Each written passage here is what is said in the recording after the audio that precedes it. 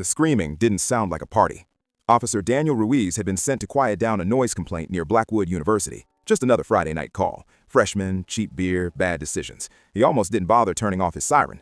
The house loomed at the end of Greek Row, windows blazing, music thudding so hard it vibrated in his chest. Laughter spilled out the front door as he stepped onto the porch. Someone had spray-painted a crude skull above the entrance. He rolled his eyes.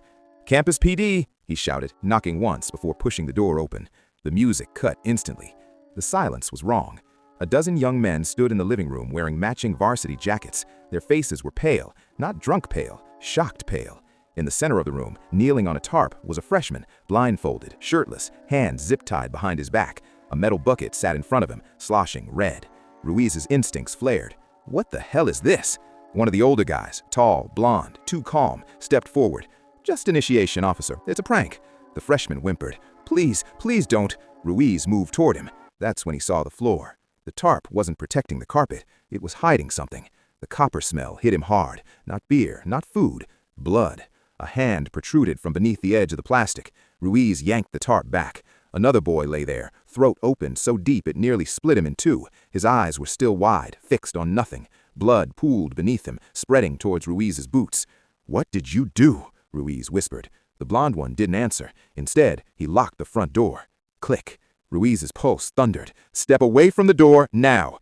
No one moved. The blindfolded freshman started screaming. "They said it was fake! They said it was fake!" The bucket tipped. Inside were teeth, dozens of them. Ruiz reached for his radio. Dead. Static. The lights flickered. From somewhere upstairs came a dragging sound. Slow. Wet. Ruiz drew his gun. "Everybody on the ground!"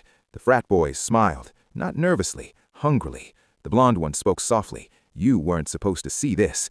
The dragging sound reached the top of the stairs. Something began descending, heavy, uneven, scraping. Ruiz backed up towards the freshman. "It's over. All of you, down!" The stairs creaked. A figure appeared. Another pledge, or what used to be one. His chest was carved open in ritualistic patterns, ribs pried apart. Something moved inside him, like his organs were shifting on their own. His head lolled sideways, eyes rolled white. But he was walking.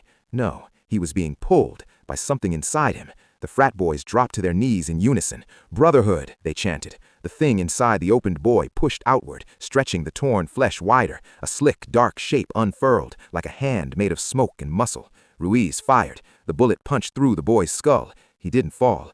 The blindfolded freshman sobbed. "It chooses one every year. It lives in the house. It needs blood." The blonde one turned to Ruiz. "You interrupted the offering." The lights went out. In the darkness, Ruiz heard running footsteps, too many to count. His gun clicked empty. Something cold wrapped around his ankle. He